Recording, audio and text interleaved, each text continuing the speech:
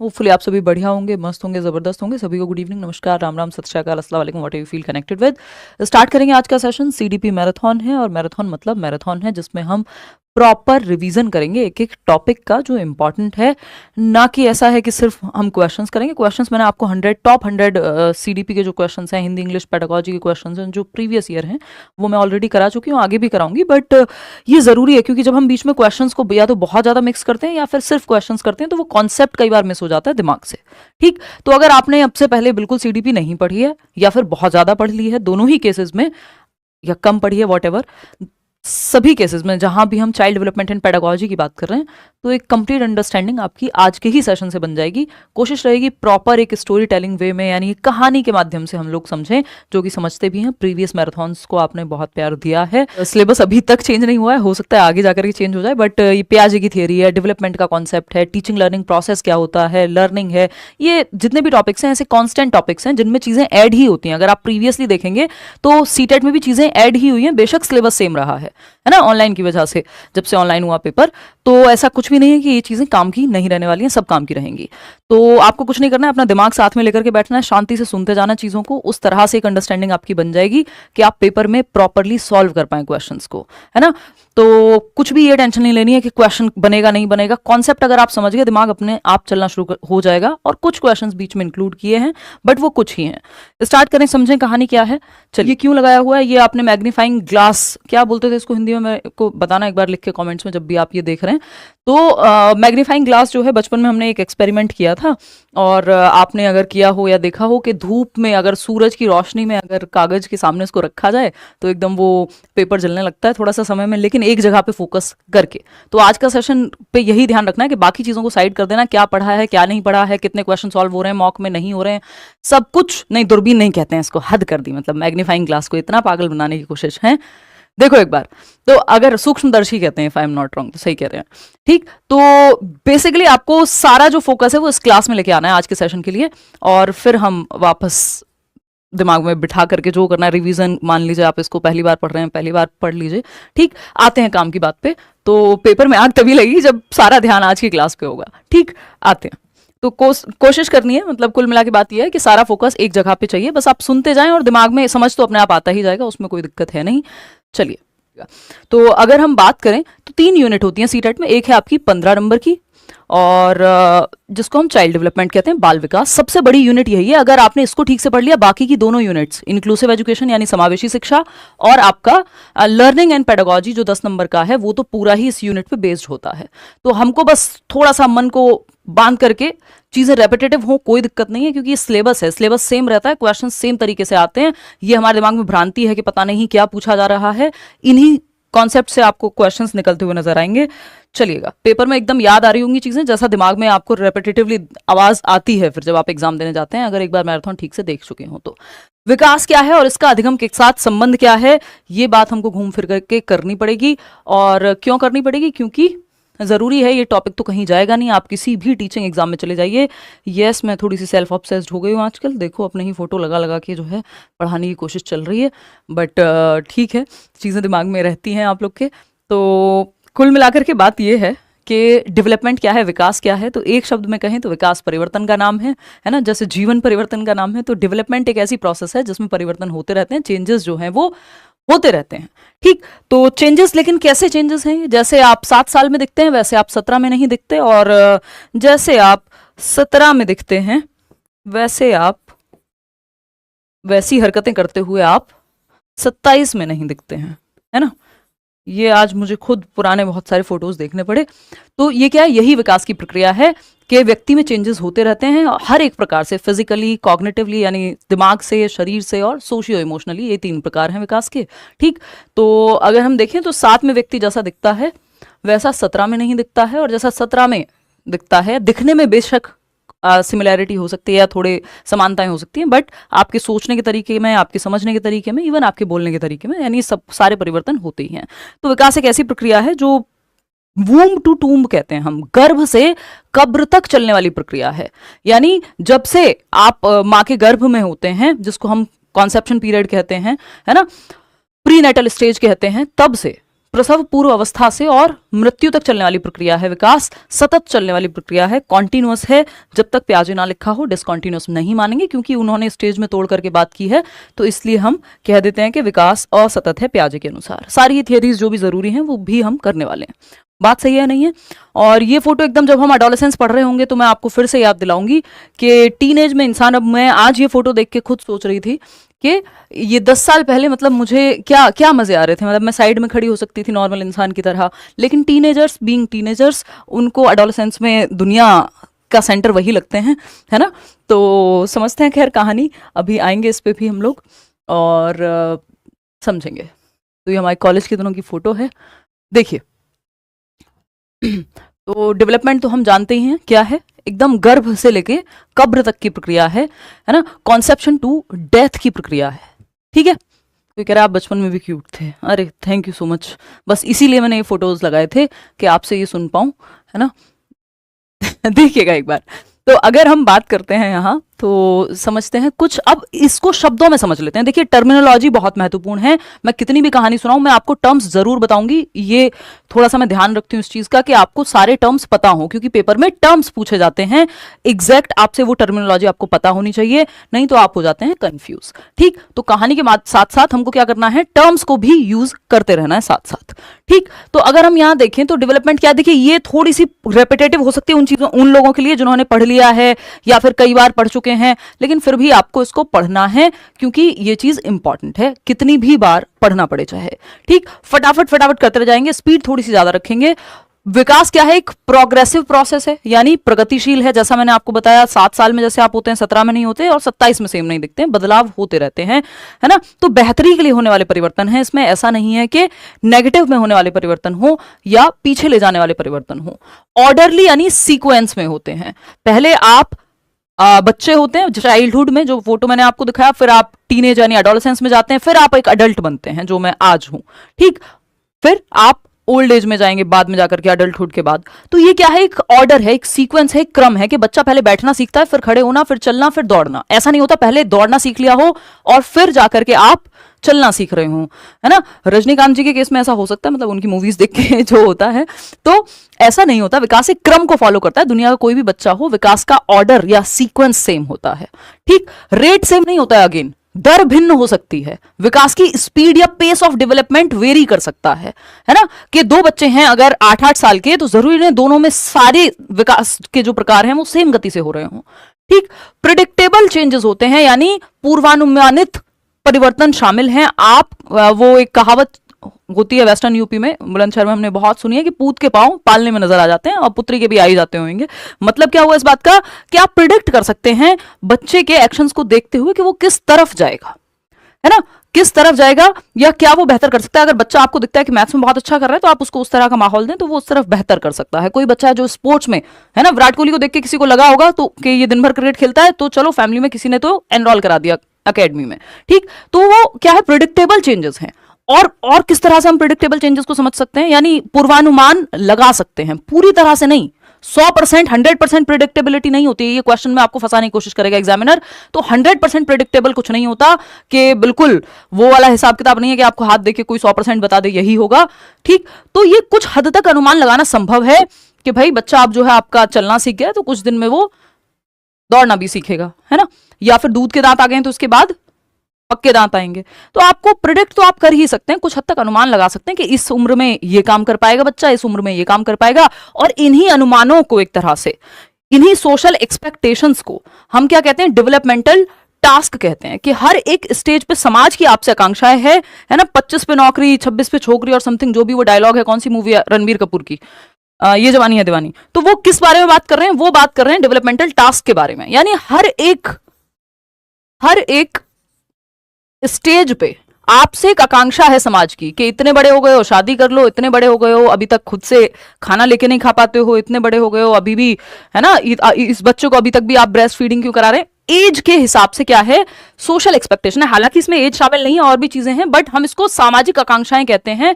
और ये जो सोशल एक्सपेक्टेशंस हैं एज पर स्टेज और एज, एज पर एज और स्टेज, ये वाला जो सॉफ्टवेयर है ये बहुत ही खराब राइटिंग आती है, इतनी खराब मेरी राइटिंग अब है नहीं, बट मैनेज कर लो। एज पर स्टेज और एज क्या कहलाता है? डेवलपमेंटल टास्क कहलाते हैं। हैविंग हर्स्ट आपके व्यक्ति हैं जिन्होंने डेवलपमेंटल टास्क की बात पहले की थी। सबसे पहले डेवलपमेंटल टास्क यानी विकासात्मक प्रकार्य कहते हैं इनको, या माइलस्टोन्स भी कहते हैं। जब आप एक हाईवे पे जाते हैं तो आपको माइलस्टोन्स नजर आते हैं कि मान लीजिए अहमदाबाद इतने किलोमीटर दूर, 10 किलोमीटर या वॉट। माइलस्टोन मतलब मील का पत्थर जिसको हम कहते हैं, कि पता लगेगा कि इस स्टेज में आपको यहां होना चाहिए। ठीक, तो ये सामाजिक आकांक्षाएं हैं आपकी। वो कौन सा डायलॉग है जो रील्स पे बहुत फेमस है किसी तो मूवी का, इतनी बड़ी हो गई हो ब्याह नहीं हुआ तुम्हारा, है ना। हमारा पूरा समाज जो है अलग अलग चीजों को लेके, और ये शादी को लेके तो बहुत ऑब्सेशन है ही। तो ये क्या है? सोशल एक्सपेक्टेशंस हैं आपसे, आपकी स्टेज या आपकी एज के आधार पे। इन्हीं को हम डेवलपमेंटल टास्क कहते हैं। बात सही है या नहीं है? आवाज वगैरह सब ठीक आ रही है? बढ़िया सब। चलो, तो विकासात्मक प्रकार है डेवलपमेंटल माइलस्टोन्स या टास्क, 1 नंबर का क्वेश्चन है, आ जाता है। ठीक, समाज की आपसे आपकी स्टेज के आधार पे जो आकांक्षाएं हैं, कि 6 साल का बच्चा है तो सूसू बॉडी खुद से कर लेगा, या बेसिक पानी लेके खुद से पी लेगा, खुद के कपड़े चेंज करने लग जाएगा। 6 साल में नहीं, अलग अलग स्टेज के हिसाब से। तो एज के अनुसार जो आपकी आकांक्षाएं समाज की आपसे हैं, उनको हम क्या कहते हैं? डेवलपमेंटल टास्क कहते हैं। बात सही है नहीं है? चलिए नेक्स्ट पॉइंट पे चलते हैं। तो प्रोग्रेसिव चेंजेस हैं, यानी प्रगति के लिए, बेहतरी के लिए होने वाले परिवर्तन हैं। ये रिवर्स नहीं होते, यानी रिवर्सिबिलिटी नहीं है कि आज आपने चलना सीख लिया कल भूल जाएंगे, या फिर आज आप एक अडल्ट हैं, वयस्क हैं, और कल आप बच्चे हो जाएंगे। रिवर्स में नहीं जाता विकास, है ना। विकास रिवर्स में नहीं जाता। लाइफ स्पैन यानी जीवन भर चलेगा, वूम टू टूम चलेगा, कॉन्टिन्यूअस है, सतत है। विकास की प्रक्रिया सतत रूप से चलती रहती है, लाइफ लॉन्ग है ना। जीवन भर जो विकास है वो चलता रहता है। इसमें प्रोग्रेसिव चेंजेस और जिसको हरास कहते हैं हम, या डिक्लाइन कहते हैं, वो भी शामिल है। जैसे बुढ़ापे में आपकी मेमोरी यानी आपकी याद करने की क्षमता, आपकी चलने फिरने की क्षमता, दौड़ने भागने की क्षमता, ये सब गिरती भी तो है। तो वैसे हम कहते हैं कि प्रोग्रेसिव चेंजेस हैं, लेकिन इसमें डिक्लाइन भी शामिल है। एक समय के बाद गिरावट भी देखी जाएगी। बात सही है या नहीं है? सही है, कोई दिक्कत परेशानी? ठीक है। नेक्स्ट है डेवलपमेंट इज मल्टी डायरेक्शनल, यानी बहुदिशात्मक है, कई दिशाओं में होता है विकास। ऐसा नहीं है कि एक सिंगल डायरेक्शन है। ठीक है, मल्टी डायरेक्शनल है और कई प्रकार हैं विकास के। अब डायरेक्शनल का मतलब क्या है? दिशाएं हैं। जनरली हम देखते हैं कि प्रॉक्सिमोडिस्टल और सेफेलोकॉर्डल दिशा की हम बात करते हैं, और अगर वैसे भी देखें तो शारीरिक, संज्ञानात्मक, संवेगात्मक, कई प्रकार हैं विकास के, यानी फिजिकल, कॉग्निटिव, सोशियो इमोशनल, कई पहलुओं में विकास होता है। विकास सिर्फ ऐसा नहीं है शरीर का ही विकास हो रहा हो, या फिर आपके दिमाग का ही विकास हो रहा हो, आपका सामाजिक विकास, आपका सांवेगिक विकास, हर एक पहलू में विकास जो है होता है। ठीक, डेवलपमेंटल माइलस्टोन डीप में नहीं पढ़ने, अगर पढ़ने होते तो मैं आपको करा देती। ठीक, कुछ चीजों को शॉर्ट किया है क्योंकि वो जरूरी है उनको कट करके समझना, समय की हमारे पास बहुत ज्यादा अधिकता नहीं है इस टाइम पे। ठीक, डेवलपमेंट हाईली प्लास्टिक है, मॉडिफिएबल है। देखिए अभी हमने बात की थी कि डेवलपमेंट क्या नहीं है? रिवर्सिबल नहीं है, यानी आप वापस नहीं जा सकते। अगर आज आप बूढ़े हो गए तो कल आप बच्चे नहीं बन सकते, हरकतें कर सकते हैं बच्चे वाली, बच्चे बन नहीं सकते। तो development is not reversible at all. आप इसमें रिवर्स गियर नहीं लगा सकते। वो पहले ऑटो आते थे ना, या रिक्शा भी है फॉर दैट मैटर, ऑटो मान लेते हैं, तो आजकल तो आ गया, उसमें पहले नहीं आता था। वो ऑटो वाले भैया क्या करते थे, हम कॉलेज वाले जाते थे, वो पीछे ही धकेल के लाएंगे अपने ऑटो को, आगे तो जा सकता है, वो एक्सेलरेट तो कर सकता है, लेकिन रिवर्स में नहीं जाएगा। तो डेवलपमेंट रिवर्स में नहीं जाता, है ना। ये प्रतिवर्ती नहीं है। तो ऐसा नहीं होगा कि आज चाइल्डहुड में हैं आप और कल इन्फेंसी में चले जाएं, यानी अगर आप आज 6 साल के हैं कल 2 साल के नहीं हो सकते। 2 साल वाली हरकतें कर सकते हैं सिर्फ। ठीक, अगर आज आप 60 साल के हैं 40 पे नहीं जाएंगे, तो ये रिवर्सिबल नहीं है, लेकिन मॉडिफिकेशन संभव है। मॉडिफिकेशन मतलब बदलाव तो संभव है, स्टेज नहीं चेंज हो जाएगी, वापस नहीं चले जाएंगे, बट बदलाव तो संभव है, आपके मॉडिफिकेशन तो संभव है, यानी हाईली प्लास्टिक होता है, परिवर्तन तो संभव है। और प्लास्टिसिटी ये कहती है कि हम जीवन पर्यंत चेंजेस हमारे ब्रेन में आते रहते हैं और हम चीजें सीखते रह सकते हैं पूरे जीवन भर। तो प्लास्टिसिटी है, मॉडिफिएबिलिटी है, अमेंडेबिलिटी है, यानी जैसे आप संविधान में अमेंडमेंट्स करते हैं, संशोधन करते हैं, विकास की प्रक्रिया में भी हो सकते हैं। अमेंडेबल है यानी हम परिवर्तन कर सकते हैं। आपने कल कुछ सीखा उसको आज चेंजेस ला सकते हो, है ना। आपकी चलने फिरने की टेक्निक से लेके बोलने से लेकर के हर एक पहलू में परिवर्तन तो संभव है, मॉडिफिकेशन तो संभव है। ठीक, कोई गलत आदत डाल ली वो भी आप हटा सकते हो। ठीक, तो ये एक बात हुई। विकास के 3 मुख्य प्रकार हैं। फिजिकल यानी शारीरिक विकास, आपके शरीर का विकास, चलना फिरना, दौड़ना भागना, आपकी हाइट वेट शेप साइज, ये सब फिजिकल डेवलपमेंट में आता है। विकास का दूसरा प्रकार डोमेन ऑफ डेवलपमेंट या टाइप्स ऑफ डेवलपमेंट भी कह सकते हो आप इनको। संज्ञानात्मक विकास यानी कॉग्निटिव डेवलपमेंट, बहुत महत्वपूर्ण है। इसी पे आपकी पियाजे और वाइगोत्स्की की थियरी है, ब्रूनर की भी थियरी है, जिसको हम थोड़ा सा पढ़ेंगे, 1 नंबर में क्वेश्चन आ जाता है। ठीक, कॉग्निटिव यानी संज्ञान, सोचने समझने सीखने ज्ञान के निर्माण की क्षमता कॉग्निटिव डेवलपमेंट में आती है। मेंटल डेवलपमेंट या मानसिक विकास या इंटेलेक्चुअल डेवलपमेंट, बौद्धिक विकास भी कहते हैं इसको, है ना। इसी की 4 स्टेजेस पियाजे ने दिए हैं। तो पूछ लेता है कि पियाजे ने कौन सी 4 स्टेजेस दिए हैं, तो आप कहेंगे इंटेलेक्चुअल डेवलपमेंट की, अगर ऑप्शन में कॉग्निटिव डेवलपमेंट या मेंटल डेवलपमेंट नहीं है तो।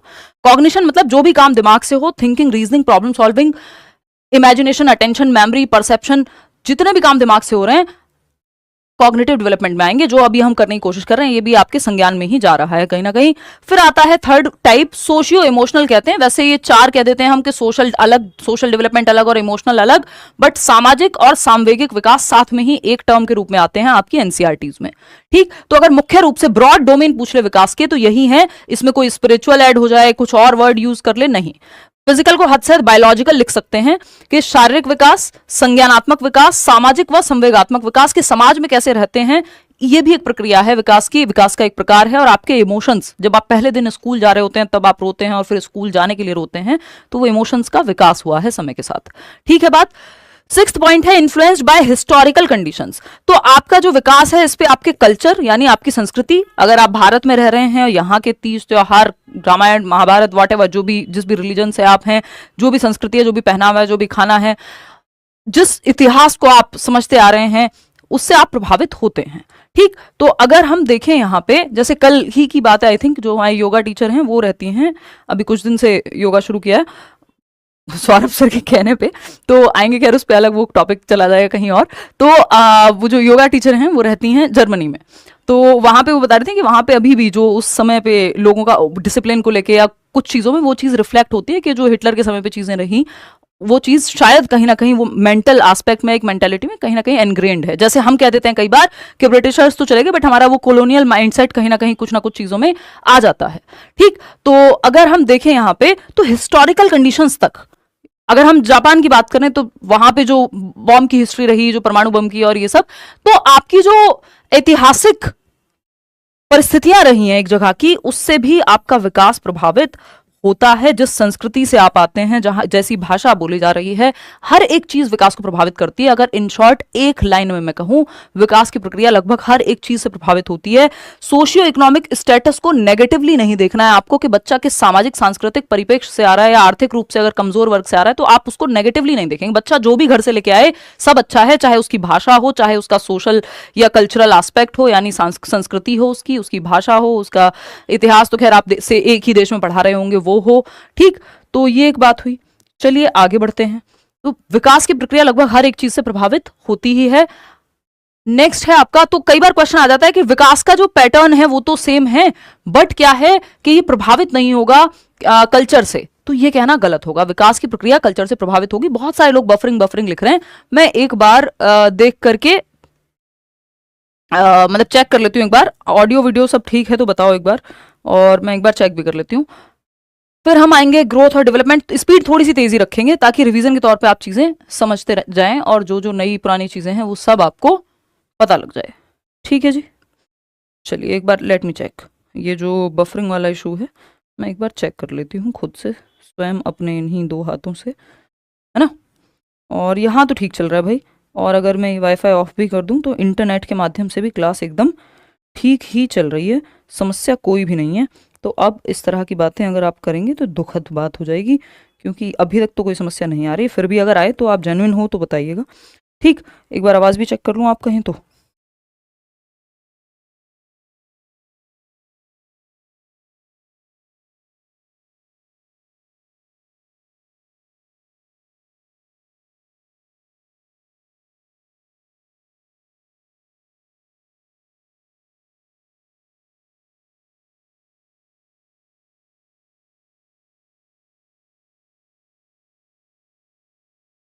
चलिए देखिएगा, सब ओके है ना। चलिए तो समझते हैं चीजें। अगर हम बात करते हैं ग्रोथ और डेवलपमेंट में क्या अंतर है, क्योंकि टॉपिक होता है ग्रोथ एंड डेवलपमेंट, यानी वृद्धि क्या है। वृद्धि जस्ट एक पार्ट है। वृद्धि में वो वाले परिवर्तन शामिल होते हैं जो उनको मापा जा सकता है, क्वांटिफिएबल है, मात्रात्मक हैं, या फिर हम कहें कि आपका जिन स्ट्रक्चरल चेंजेस है, संरचनात्मक परिवर्तन है, क्वांटिटेटिव परिवर्तन है, मात्रात्मक है, जैसे आपकी हाइट, वेट, शेप, साइज, भाई आपका वजन बढ़ रहा है कि घट रहा है, आपकी हाइट बढ़ रही है कि घट रही है, घटेगी तो कैसे, खैर। तो ये सब क्या है, विकास की ग्रोथ के अंदर आते हैं। विकास का ही एक छोटा पार्ट है ग्रोथ, जिसको हम कह रहे हैं। तो ग्रोथ में आपके मेजरेबल चेंजेस आते हैं, मापने योग्य परिवर्तन। जिन परिवर्तनों को, जिन चेंजेस को आप माप सकते हैं, वो ग्रोथ का पार्ट है। जैसे आपकी हाइट, आपका वेट, आपका शेप, आपकी साइज, कितने मोटे हुए, कितने पतले हुए, और ये एक समय के बाद रुक जाती है। सोचो आपकी हाइट जीवन भर बढ़ती ही रहे तो फिर आप किसी दुनिया की जगह पे समा नहीं पाएंगे, है ना, तो फिर दिक्कत हो जाएगी। तो एक टाइम के बाद, यानी मैच्योरिटी के बाद, यानी एक सर्टेन परिपक्वता जब आपके डेवलपमेंट की प्रोसेस में आ जाती है तो ग्रोथ रुक जाती है। तो आपकी हाइट हमेशा बढ़ती नहीं रहती है, या आपके बाकी ऑर्गन्स भी बढ़ते नहीं रहते हैं हमेशा, ठीक। तो ये एक बात हुई। तो ग्रोथ क्या है, जस्ट पार्ट है किसका, डेवलपमेंट का। डेवलपमेंट एक बड़ी प्रक्रिया हुई जिसका एक छोटा सा भाग हुई ग्रोथ या अभिवृद्धि। तो विकास क्या है, एक प्रक्रिया है ना। विकास एक प्रक्रिया है जिसके अंदर ग्रोथ शामिल है, ठीक। डेवलपमेंट में आपके ऐसे भी चेंजेस आएंगे जिनको आप माप नहीं सकते। जैसे जो शारीरिक परिवर्तन है वो सब ग्रोथ का हिस्सा है, लेकिन आपके जो मानसिक परिवर्तन हो गया, आपका सामाजिक और इमोशनल डेवलपमेंट हो गया, वो सब डेवलपमेंट का पार्ट है, ठीक। तो विकास का एक छोटा सा हिस्सा है वृद्धि, जिसको मापा जा सकता है, ठीक। डेवलपमेंट में प्रोग्रेसिव चेंजेस आते हैं, ये बात हमने पढ़ी थी। ऐसा नहीं होता कि कोई पीछे जाने वाले चेंजेस आ रहे हों, है ना। बेसिक बेसिक बातें हैं ये, कोई दिक्कत नहीं है। कोई कह रहा है आज 5 प्लेन हो जाए, आज ही, आज में बहुत तेजी से चलते हो भाई। देखो एक बार, तो ग्रोथ हुआ, मैच्योरिटी हुई, लर्निंग हुई, ये सब क्या है, विकासात्मक प्रक्रियाएं हैं, डेवलपमेंटल प्रोसेसेस हैं। क्या है, डेवलपमेंटल प्रोसेसेस। अब ये सब हैं क्या, फटाफट से समझेंगे। डेवलपमेंटल प्रोसेसेस हैं, विकासात्मक प्रक्रियाएं, विकास से जुड़ी हुई प्रक्रियाएं हैं, बेसिकली विकास के तहत ही आती हैं, ऐसे हम समझ सकते हैं। ग्रोथ वो परिवर्तन जो मेजर किए जा सकें, जैसे आपकी हाइट, वेट, शेप, साइज, इन सब में परिवर्तन, ठीक, जिनको मापा जा सकता है। मैचुरेशन परिपक्वता है आपके हेरिडेटरी क्षमताओं का समय के साथ अनफोल्ड होना, या आपको आनुवांशिकता से जो क्षमताएं मिली हैं कि आपके पक्के दांत आएंगे, तो वो समय के साथ आएंगे। ऐसा नहीं है कि आप जबरदस्ती उनको जो है, दो दिन का बच्चा है और उसके पक्के दांत आ गए, अभी तो दूध के भी नहीं दिखेंगे। तो वो समय के साथ अनफोल्ड होने वाले जो कैरेक्टरिस्टिक्स हैं, आपकी डीएनए में कोडेड है कि ये चीजें होंगी। एक टाइम पे आप जब एडोलेसेंस में आएंगे तो आपके प्यूबर्टी हिट करेगी और बहुत सारे चेंजेस मेल्स और फीमेल्स में अलग अलग तरह से होंगे। तो ये मैचुरेशन में है, ये आपकी हेरिडिटी की अंदर एक क्षमता है जो अनफोल्ड होगी समय के साथ। तो हाईली रिलेटेड होता है मैचुरेशन आपका हेरिडिटी से। तो एक समय के बाद जब आप परिपक्व हो गए तो वृद्धि रुक जाती है, जैसे आपकी हाइट रुक जाती है फॉर एग्जांपल। लर्निंग क्या है, लर्निंग एक ऐसी प्रक्रिया है जो जिसमें आप एफर्ट और प्रैक्टिस करते हैं, यानी साइकिल चलाने में एफर्ट और प्रैक्टिस लगेगा। अगर आप नहीं सीख रहे हैं तो कितने भी आप मैच्योर हो जाएं, कितनी भी आपकी ग्रोथ हो जाए, कुछ भी हो जाए, अपने आप साइकिल चलाना अचानक से नहीं आ जाए, एक दिन सो के उठे और साइकिल चला पा रहे हैं, वो लर्निंग है, आपने एक स्किल को सीखा है। तो एफर्ट, प्रयास के माध्यम से आप परिवर्तन लेकर के आते हैं, जो कि लर्निंग, जिसको हम आम भाषा में कहते हैं, ठीक। तो लर्निंग क्या है, एफर्ट और प्रैक्टिस लगेगी इसमें। लर्निंग से डेवलपमेंट आता है कि डेवलपमेंट से लर्निंग होती है, इस पे पियाजे और वाइगॉत्स्की अलग अलग बातें करते हैं, बट हाँ ये सब इंटर रिलेटेड है, इतना ध्यान रखना है। विकास आपको पता ही है, विकास में सारे प्रोग्रेसिव, ऑर्डरली, सीक्वेंशियल चेंजेस आ जाएंगे, यानी जो समय के साथ बेहतरी के लिए होने वाले परिवर्तन हैं जो एक क्रम में होते हैं, ठीक। तो ये सब इंटर रिलेटेड हैं, चाहे वो लर्निंग हो, मैचुरेशन हो, ये सब कॉम्प्लीमेंट्री प्रोसेसेस हैं, एक दूसरे की पूरक प्रक्रियाएं हैं। लर्निंग और मैचुरेशन की जब हम बात करते हैं कि जब आप सीख नहीं सकते आप कोई चीज यदि आप मैच्योर नहीं है उस चीज के लिए, जैसे साइकिल चलाना आप 2 दिन के बच्चे को नहीं सिखाएंगे या 2 महीने के बच्चे को नहीं सिखाएंगे, आप तब सिखाएंगे जब बच्चे में एक सर्टेन लेवल ऑफ मैच्योरिटी आ चुकी होगी। और अगर आप सिखाएंगे नहीं तो कुछ हद तक शायद मैच्योरिटी भी एक दूसरे को, ये दोनों एक दूसरे से इंटर रिलेटेड है, इवन सारी ही प्रक्रियाएं एक दूसरे से जुड़ी हुई हैं, अंतः संबंधित हैं। तो जरूरी है कि हाँ एक दूसरे की पूरक है, मैचुरेशन और लर्निंग जो है कॉम्प्लीमेंट्री प्रोसेसेस हैं, इंटर रिलेटेड तो ये सभी हैं। तो ये एक बेसिक सी बात है जो आपको ध्यान में रखनी है। चलिए आगे बढ़ेंगे नेक्स्ट पॉइंट पे। तो ये सब डेवलपमेंट का ही पार्ट है, इस तरह से भी आप देख सकते हो। ब्रॉड डोमेन्स यानी विकास के मुख्य प्रकार, अभी हमने बात भी की थी। शारीरिक विकास यानी आपके शरीर का विकास, आपकी हाइट, वेट, शेप, साइज, यानी जो ग्रोथ है वो इसी के अंदर आ जाएगा। तो आपका शरीर का विकास हो गया, इसमें आ जाएगा फर्स्ट PCSE, ये एक शॉर्ट फॉर्म मैंने आपको बताई हुई है, PCSE बोले तो physical development, cognitive, socio emotional. Cognitive यानी दिमाग का विकास, संज्ञानात्मक विकास कहते हैं। सोशल डेवलपमेंट, समाज में कैसे रहेंगे, क्या तौर तरीके होंगे, कैसे कपड़े पहनेंगे, कैसे बात करेंगे, शादी में जाएंगे तो एक तरह से रहते हैं, मैयत में जाते हैं तो एक तरह से रहते हैं, तो ये क्या है, सामाजिक विकास है, समाज ने हमें सिखाया है। इमोशनल डेवलपमेंट यानी सामवेगिक विकास, कि आप कैसे अपने इमोशंस के प्रति अवेयर रहेंगे, कैसे आपके इमोशंस डेवलप होते हैं समय के साथ साथ। बात सही है या नहीं है? ठीक है, गर्लफ्रेंड भी तो आएगा मैम, हाँ अभी आएगा। GF से हम याद करते हैं ग्रॉस और फाइन मोटर स्किल्स को, वो आपकी गर्लफ्रेंड वो वाली गर्लफ्रेंड नहीं है, ज्यादा दिल पे ना लेकर के जाएं। ठीक, तो फिजिकल डेवलपमेंट की जब हम बात कर रहे हैं तो फिजिकल डेवलपमेंट में ही एक विकास का प्रकार है जिसको हम मोटर डेवलपमेंट कहते हैं, गतिक विकास कहते हैं। गति करना किससे संबंधित होगा? शारीरिक विकास से, शरीर से ही संबंधित होगा, दौड़ना, भागना, उछलना, कूदना।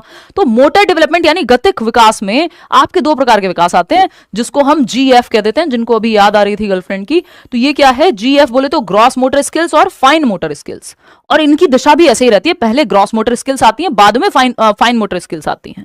ठीक है ना? पोर्टफोलियो भी करेंगे भाई, अभी तो बहुत आगे है पोर्टफोलियो, मेन मुद्दा ही समझ लो। सबसे ज्यादा समय फर्स्ट यूनिट को करने में ही लगता है, और लेकिन एक बार ये अच्छे समझ में आ जाए तो बाकी चीजें बहुत आसान हो जाती हैं। कोई कह रहा है मेरी तो है ही नहीं, अच्छी बात है, पढ़ लो फिर, है ना?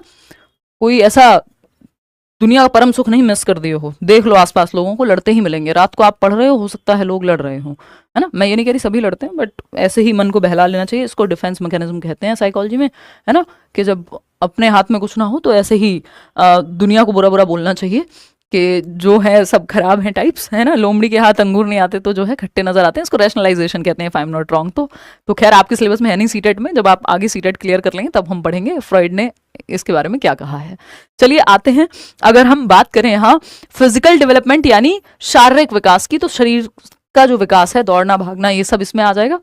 फिर अगर हम बात करें, यार घंटे घंटे मत पूछो, चलने दो क्लास को, cognitive development, thinking, reasoning, problem solving, language, ये सब जो भी काम दिमाग से हो रहे हैं। सोशल डेवलपमेंट, बच्चा जब खेल रहा है ना, वो आइस पाइस खेलते हैं ना, हाइड एंड सीक कहते हैं उसको अंग्रेजी में। ठीक, ये हमें दिल्ली आके पता लगा, बुलंदशहर में हम आइस पाइस खेलते थे या छुपम छुपाई कहते थे। ठीक, तो वो जब आप ग्रुप में सीख रहे हैं तो बच्चा बहुत सारी स्किल्स सीखता है एक दूसरे से, भाषा सीखता है ना, और भी कोऑपरेशन सीखता है, सहयोग सीखता है, और सहयोग बहुत जरूरी है सीखना, टॉलरेंस सीखता है। ठीक, इमोशनल डेवलपमेंट है, आप पहले दिन स्कूल जाते हैं, आप रो रहे होते हैं, फिर आपको समझाया जाता है ना, यहाँ पे एक बच्चे की मदर हैं जो उसको समझा रही हैं, तो इमोशनल डेवलपमेंट है, आपके जो संवेग हैं, 3 इमोशंस जन्म से होते हैं, ऐसा कहते हैं JB वॉटसन, फियर, एंगर और लव, यानी फॉल से हम याद रखते हैं fear, anger, love. Fear, anger, love, ये 3 इमोशंस हैं जो जन्म से होते हैं, भय, क्रोध और प्रेम। तो इमोशंस कैसे विकसित होते हैं समय के साथ, कैसे डेवलप होते हैं, कि जब आप छोटे होते हैं तो बच्चा जो है खिलौने के लिए भी सड़क पे लेट लेट के रो सकता है, और बाद में आप रोते भी हैं तो शायद दिखे ना किसी को। ठीक है ना? चलिए आगे बढ़ते हैं। तो ये 4 मुख्य प्रकार हैं, और 4 में भी आप 3 ही मानो, क्योंकि सोशियो इमोशनल को एक ही साथ काउंट कर लिया जाता है।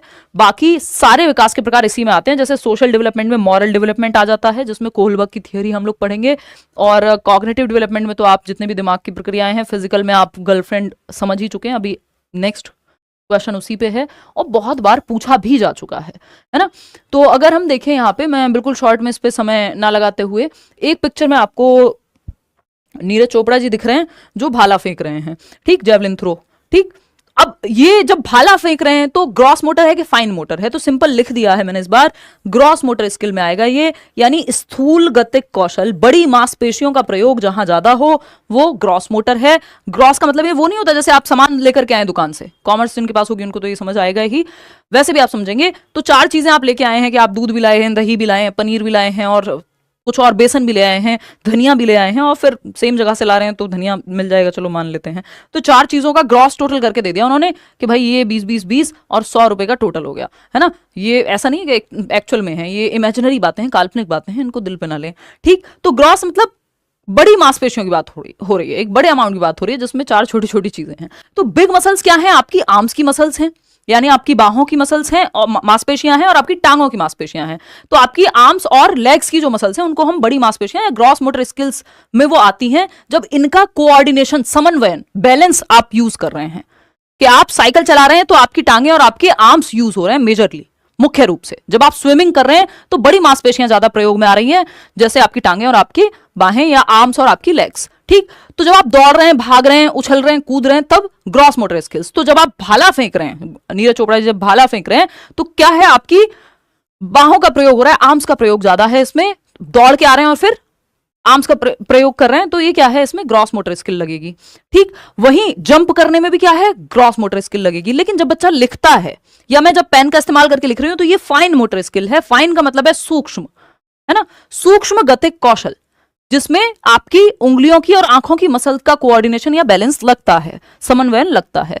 जैसे ये अपने एक पेरेंट के साथ एक बच्चा खेल रहा है और यहां से आपने ये गेम खेला भी होगा, ये होल है जिसमें से इस छोटी सी बॉल को पास कराना है एक स्टिक के माध्यम से, तो इसमें हाथों का और आंखों का प्रयोग लगेगा और बच्चा ये पास करा देगा। जब आप लिख रहे हैं, ड्राइंग, पेंटिंग, ये सब क्या है आपके, या स्केच बना रहे हैं, तो फाइन मोटर स्किल है, छोटी मांसपेशियों का प्रयोग है। छोटी मांसपेशियों में आपके हाथों की मसल्स और आपकी आंखों की मसल्स का कोऑर्डिनेशन है।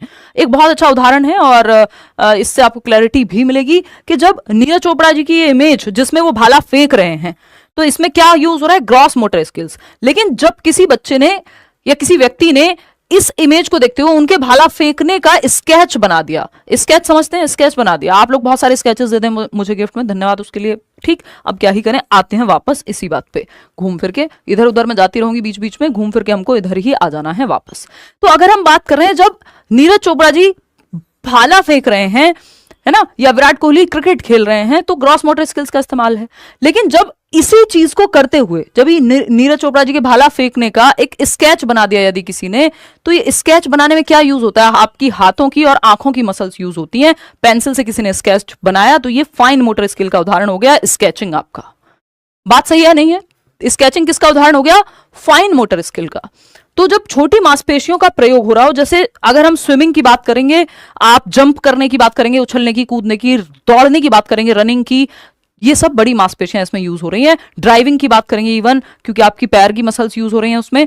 ये मत कहिएगा कि आंखें भी तो यूज हो रही हैं, मुख्य रूप से जिसके बिना काम ना चल पाए, तो वो बिग मसल्स का कोऑर्डिनेशन है, ग्रॉस मोटर। फाइन मोटर क्या है, छोटी मांसपेशियां, लिखना, आपका स्केचिंग करना, ड्राइंग, पेंटिंग, सुई में धागा पिरोना, इस पे भी क्वेश्चन आया हुआ है, तो फाइन मोटर। जब आप आंखों में काजल लगा रहे हैं, आईलाइनर लगा रहे हैं, व्हाटएवर क्या है, ये भी फाइन मोटर स्किल्स का उदाहरण है। इतनी बात आप ध्यान रख लेंगे। अब ये चलती कैसे हैं, पहले कौन सी स्किल्स डेवलप होती हैं, तो पहले ग्रॉस मोटर स्किल्स और फिर फाइन, इसीलिए जीएफ से याद रखते हैं हम इसको कि ग्रॉस टू फाइन जाती है जो दिशा है ना, स्थूल से गतिक। आप लिखना बाद में सीखते हैं, पहले पकड़ना सीख जाते हैं। कोई कह रहा थप्पड़ मारना किस में आएगा, शर्म तो नहीं आती, कैसी कैसी बातें पूछते हो, हैं? देखो एक बार आते हैं, ये पेपर में नहीं आएगा, वैसे बता देती हूँ आपके शौक के लिए, है ना, डिपेंड करेगा किस कला से आपने जो है ये कृत्य किया है ना। देखिएगा, वो ग्रॉस और फाइन दोनों आप उसको बना सकते हैं। मैडम झगड़ा करना किसमें है, और डिपेंड करेगा ना, उसमें जबान ही शामिल है कि कोई कह रहा मेरा ब्रेकअप हो गया, आ जाओ पढ़ लो, इधर उधर की बातें मत करो। देखो, हम अवॉइड करेंगे भाई समय को नष्ट करना। मैं कोशिश करूंगी कि जो चीजें उतनी नहीं पूछी जाती उनको अवॉइड किया जाए और थोड़ा सा स्पीड में भी चला जाए, ठीक है। चलिए देखते हैं। तो अगर हम बात करें यहाँ पे, अब हमने फिजिकल की बात कर ली, फिजिकल डेवलपमेंट में हमने ग्रॉस और फाइन मोटर स्किल्स की बात कर ली। मोटर स्किल्स मतलब जो भी गति की, मूवमेंट से रिलेटेड चीजें हैं। कॉग्निशन यानी संज्ञान की जब हम बात करते हैं तो इस पे एक क्वेश्चन आ जाता है। देखिए, थिंकिंग यानी आपका सोचना संज्ञान के अंदर आएगा। थिंकिंग, रीजनिंग यानी चिंतन और आपका तर्क करना। जब आप रीजन कर रहे हैं तो दिमाग से ही तो करेंगे, सोच रहे हैं तो दिमाग से ही करेंगे। इमेजिन कर रहे हैं, कल्पना कर रहे हैं किसी चीज की, है ना, सपनों के हवा महल बना रहे हैं, तो ये क्या है, कल्पना भी आपकी दिमाग में ही होती है। अटेंशन, जब आप ध्यान देते हैं तो दिमाग से ही तो देते हैं। अटेंशन, आपका चीजों को याद रखना यानी मेमोरी, ये भी तो दिमाग से ही हो रही है ना।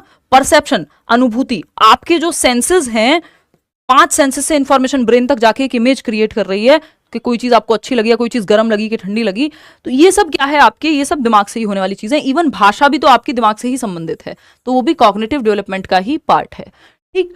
ऐसी इसमें बहुत चीजें, प्रॉब्लम सॉल्विंग यानी समस्या का जब आप समाधान कर रहे हैं, आपके सामने कोई क्वेश्चन है और आप उसका समाधान कर रहे हैं, तो आप कॉग्निशन का यूज कर रहे हैं, संज्ञान का यूज कर रहे हैं। ज्ञान के निर्माण की प्रक्रिया है, विकास का दूसरा प्रकार जिसकी हम बात कर रहे हैं। तो thinking, reasoning, problem solving, decision making, जब आप निर्णय ले रहे हैं कोई, है ना, अटेंशन, मेमोरी, परसेप्शन, रीजनिंग, ये सब इसी का पार्ट है कॉग्निटिव डेवलपमेंट का। और इसी पे पियाजे और वाइगोत्स्की ने थियरीज दी हैं, अपने अपने सिद्धांत दिए हैं।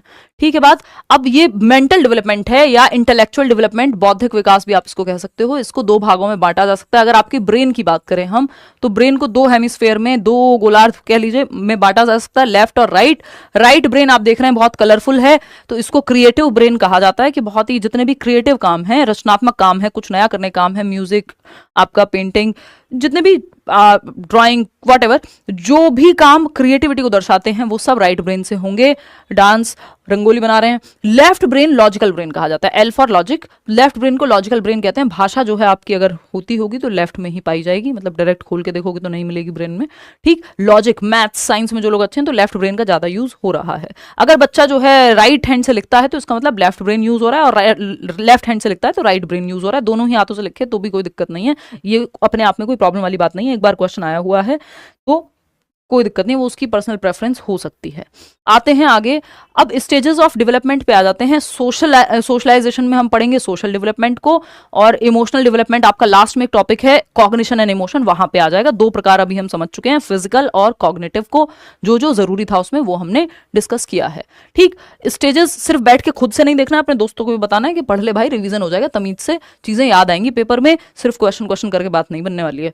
ठीक, और इस टाइम पे जब आप क्वेश्चंस कर रहे हो तो प्लीज नंबर मत चेक करते रहिएगा, क्योंकि पेपर में ज्यादा दिन है नहीं। अब नंबर ना सोच के कॉन्सेप्ट को मजबूत करने का समय है।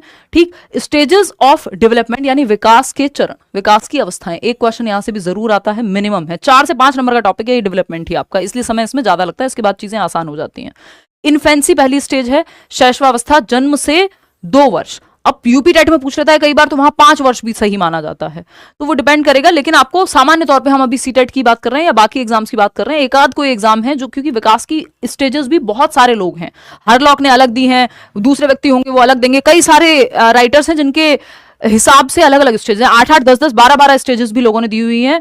मैं ये पेडागोजी स्पेशल बैच में पढ़ाती हूँ, लेकिन सीटेट में आपको सबकी आवश्यकता नहीं है, तो अलग अलग लोगों के हिसाब से एज भी वेरी करती है। बट एक आध सारी इधर इधर आप इसको नॉर्मल केस में, जनरल सेंस में समझेंगे, जो मुख्य हैं आपकी। तो जन्म से 2 वर्ष इन्फेंसी है, शैशवावस्था कहते हैं जिसको हम। अर्ली चाइल्डहुड, चाइल्डहुड को बांट देते हैं 2 भागों में, अर्ली और लेटर चाइल्डहुड। अर्ली चाइल्डहुड का मतलब है पूर्व बाल्यावस्था, 2 से 6 वर्ष या 3 से 6 वर्ष, इसी को टॉय एज भी कह देते हैं, खिलौना अवस्था जिसको हम कहते हैं। अर्ली चाइल्डहुड, एक नंबर चाहिए तो यही, नहीं तो इन्फेंसी को भी कई जगह पे टॉय एज मान लिया जाता है, बट वो नॉर्मल केस नहीं है, वो एक्सेप्शन हो गया।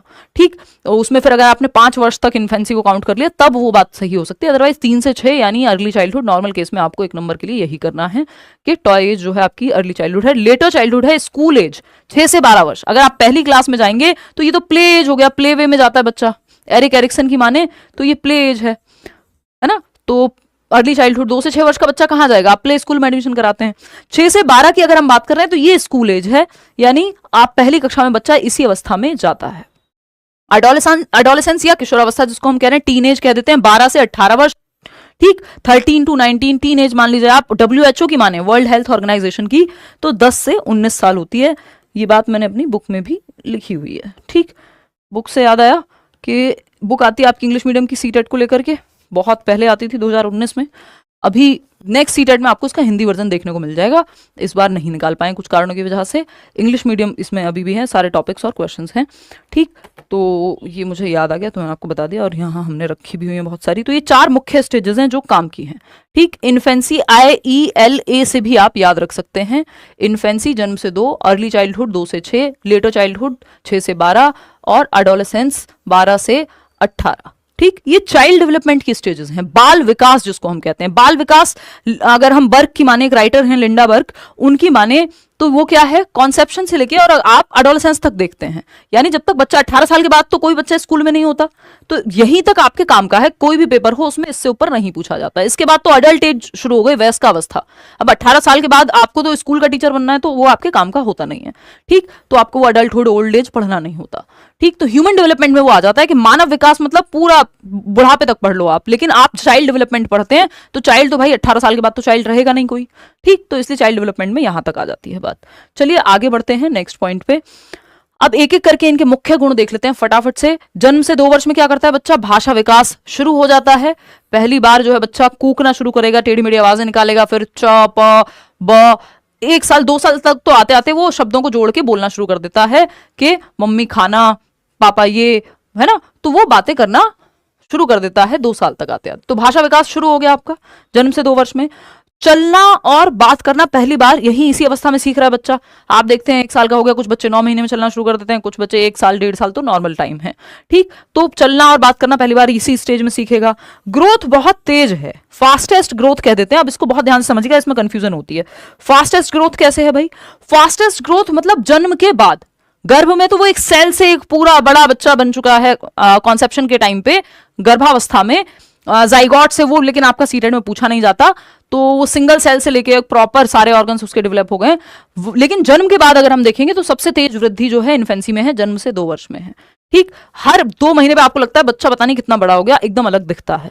तो सर्वाधिक तीव्र अवस्था है अगर हम ग्रोथ की बात करें, यानी हाइट, वेट, शेप, साइज बहुत तेजी से बढ़ रहा है इस टाइम पे, और भी सभी प्रकार के विकास तेजी से ही हो रहे हैं, ठीक। तो ये एक बात है। ग्रोथ हाइट वेट की अगर आप बात माने तो सबसे तेज स्पीड यहीं पे है, इतना सा होता है वो, और 2 साल में आप देखेंगे ठीक ठाक एक छोटा ह्यूमन लगने लगता है, बिल्कुल ठीक, चलता फिरता, खाता, बात करता, ठीक। तो ये एक बात हो गई। कोई कह रहा मैम एंग्जाइटी हो रही है एग्जाम को लेके बहुत। देखो, पेपर को लेके थोड़ी बहुत स्ट्रेस होना लाजमी है, लेकिन वो स्ट्रेस किससे जाएगा? जब आप पढ़ते जाएंगे, चीजें समझ में आती जाएंगी। अब दुनिया से अलग नहीं पूछता है, सिलेबस से ही पूछता है पेपर सीटेट में, इसीलिए हम इनको बार बार पढ़ रहे हैं। जरूरी है कि इनको रिपीट मोड पे रिवाइज किया जाए सिलेबस को, क्योंकि उससे बाहर पेपर नहीं आता सीटेट में, ठीक। तो अगर हम देखें, ये हवा बनाने वाली बात है बेकार में, जो भी लोग आपको ये कहते हैं पता नहीं क्या आने लग गया पेपर, नहीं भाई, सिलेबस से ही आता है, वैसे ही क्वेश्चन आ रहे हैं, बस आपको कॉन्सेप्ट अगर क्लियर है तो आप आराम से कर जाएंगे, ठीक। तो अर्ली, ये क्लास लेने के बाद अपने आप ही कॉन्फिडेंस आपको फील हो जाएगा। अर्ली चाइल्डहुड जब आप क्वेश्चन करने जाएंगे, होंगे वो क्वेश्चन, क्योंकि कॉन्सेप्ट का क्लियर होना बहुत जरूरी है। अभी हम सिर्फ या तो क्वेश्चन करते हैं या तो थियोरी, तो पढ़ने से बचते ही हैं लोग, तो वो पढ़ना भी जरूरी है। देखिए, अर्ली चाइल्डहुड मतलब पूर्व बाल्यावस्था, 2 से 6 वर्ष का टाइम पीरियड है ये। अगर हम प्ले एज भी कहते हैं इसको, इसी स्टेज में पहली बार वो, उसकी जो प्रेफरेंस है कि वो लेफ्ट हैंड से लिखना पसंद करेगा या राइट हैंड से। कई बार बच्चों के हाथ में, मुझे याद है, मुझे एक कड़ा टाइप कुछ पहना दिया गया था, या कलावा कई बार बन जाता था, जिससे याद रहे मुझे कि राइट हैंड से लिखना है। वो कई बार बच्चे भूल ही जाते हैं। कई बार बच्चे की प्रेफरेंस हो सकती है कि लेफ्ट हैंड से ही लिखना उसको अच्छा लगता हो, तो कई लोग लेफ्ट हैंड से लिखते हैं। या अगर आप युवराज सिंह की बात करेंगे तो वो तो लेफ्ट हैंड से ही क्रिकेट भी खेलते थे, तो वो उसमें कोई प्रॉब्लम नहीं है अगर कोई बच्चा लेफ्ट हैंड से लिखता है, बस उसका ब्रेन का राइट साइड यूज हो रहा होगा। जिस हाथ से हम लिख रहे हैं उसका ऑपोजिट साइड जो है ब्रेन का यूज होता है, ठीक। तो इसमें कोई बड़ी बात है नहीं। टॉय एज, खिलौना आयु कह रहे हैं हम इसको, खिलौनों से खेलता ही है। प्री स्कूल एज, इससे पहले आप खिलौने देते हैं बट वो उतना इन्वॉल्व नहीं है जन्म से 2 वर्ष में। प्री स्कूल एज है, प्ले वे एज है, जिसको आपकी जो नेशनल एजुकेशन पॉलिसी है, ये फाउंडेशनल स्टेज कही जा रही है वहां पे, ठीक है ना, वो आंगनवाड़ी पीरियड।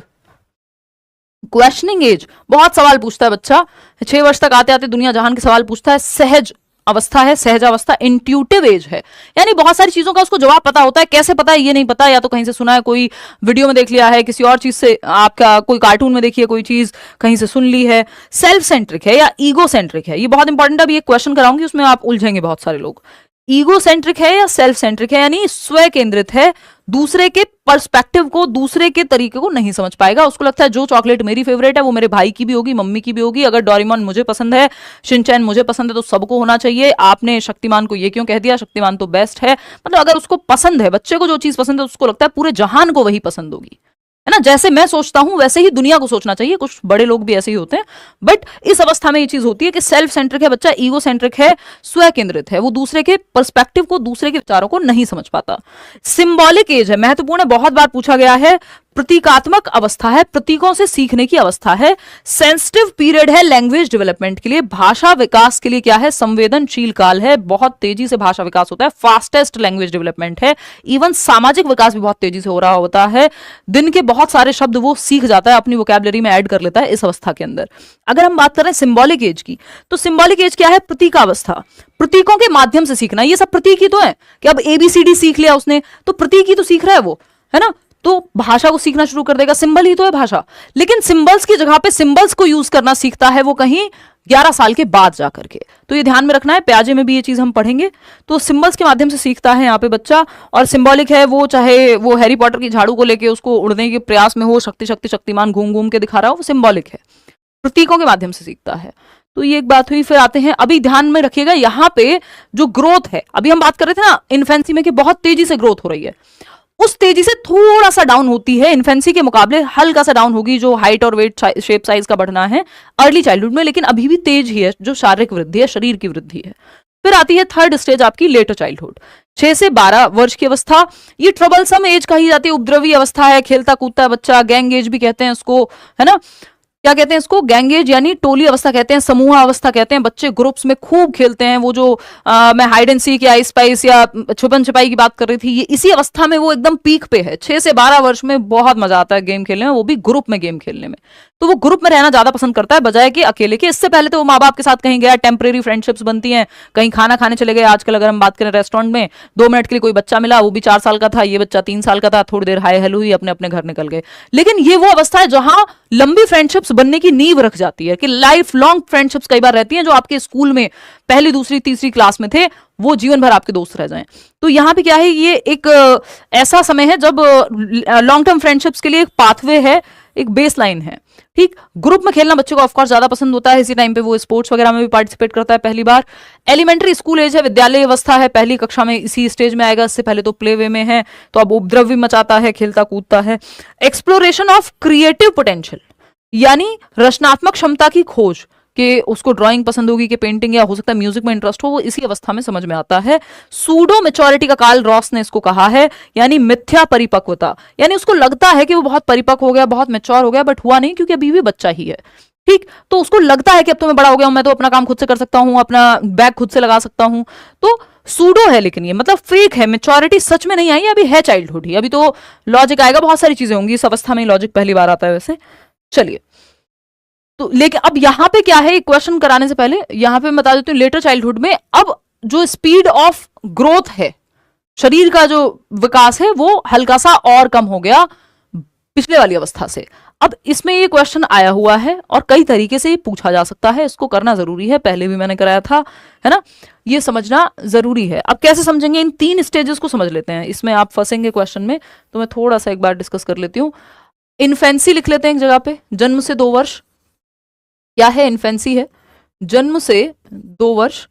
फिर है early childhood, early childhood, early childhood यानी 2 से 6 वर्ष जिसको हम कह रहे हैं, और लेटर चाइल्डहुड है जिसको हम उत्तर बाल्यावस्था कह रहे हैं। अब इसके बाद एडोलेसेंस आएगा, वो भी बहुत महत्वपूर्ण है, एक क्वेश्चन वहां से भी आ जाता है, जिसको हम 6 से 12 वर्ष कह रहे हैं। और अगर आप देख पा रहे हो तो इसके बाद आपका एडोलेसेंस आता है 12 से 18। एडोलेसेंस में भी सब कुछ बहुत तेज है, यानी सारे ही प्रकार का विकास जो है बहुत तेजी से होता है, गति बहुत तेज है। ठीक, लेकिन अभी हम इन तीनों की बात कर रहे हैं। तो इन्फेंसी में आपकी शारीरिक वृद्धि बहुत तेजी से हो रही है, उसकी हाइट वेट हर 2 महीने में बदल जाता है, जो बात मैं कह रही थी। अर्ली चाइल्डहुड में क्या है? अर्ली चाइल्डहुड में है कि यहां से थोड़ी कम हुई है स्पीड, जितनी यहां पे थी जन्म से 2 वर्ष में, लेकिन अभी भी तेज ही है।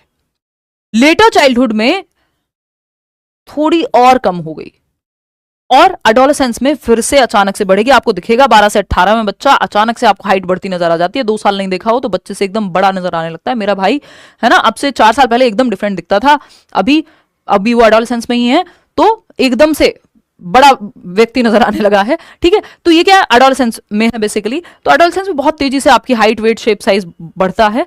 और लेकिन अगर हम बात करें इन्फेंसी की, तो जन्म के बाद, क्योंकि जन्म से 2 वर्ष की अवस्था है, तो बहुत तेजी से यहाँ पे जो शारीरिक वृद्धि है वो होती है। लेकिन ये रेट जो है, या स्पीड ऑफ डेवलपमेंट, या रेट ऑफ डेवलपमेंट, या पेस ऑफ डेवलपमेंट, जो विकास की दर है, पेस ऑफ डेवलपमेंट, वो बहुत तेज है। इससे थोड़ी कम है, लेकिन है तेज है अभी भी अर्ली चाइल्डहुड में भी, लेकिन इन्फेंसी से थोड़ी कम हो गई।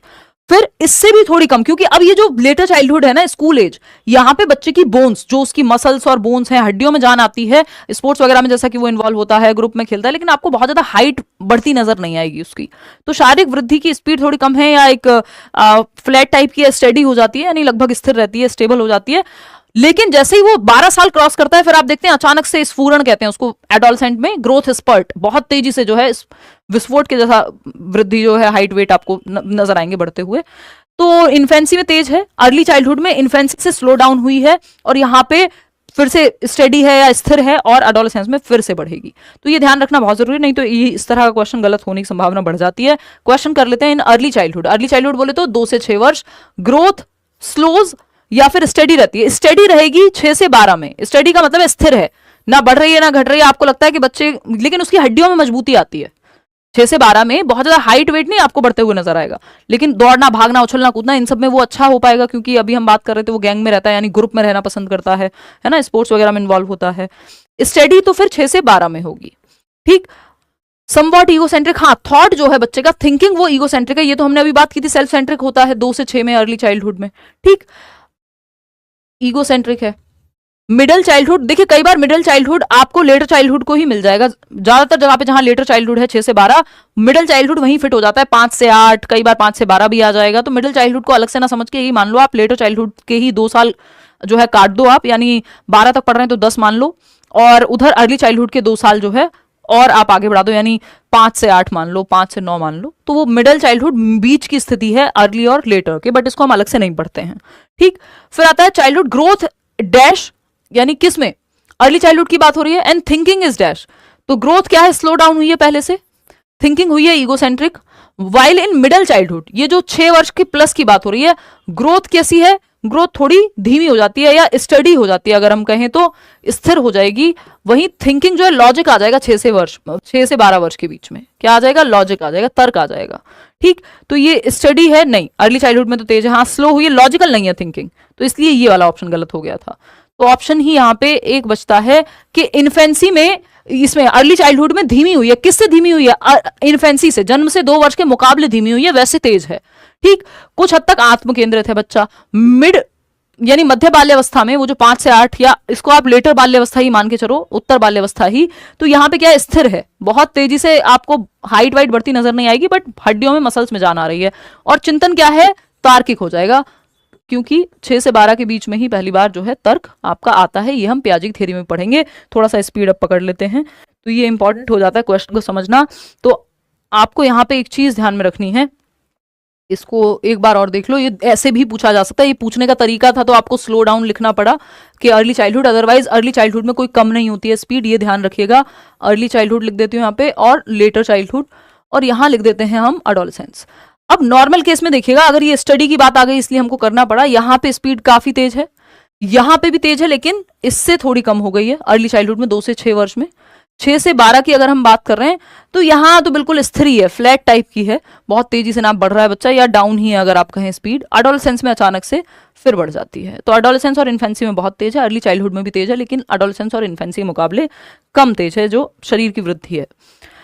आते हैं नेक्स्ट स्टेज पे, जो कि है एडोलेसेंस। अभी हमने पढ़ा चाइल्डहुड और इन्फेंसी, जिसमें अर्ली चाइल्डहुड और लेटर चाइल्डहुड की बात हुई थी।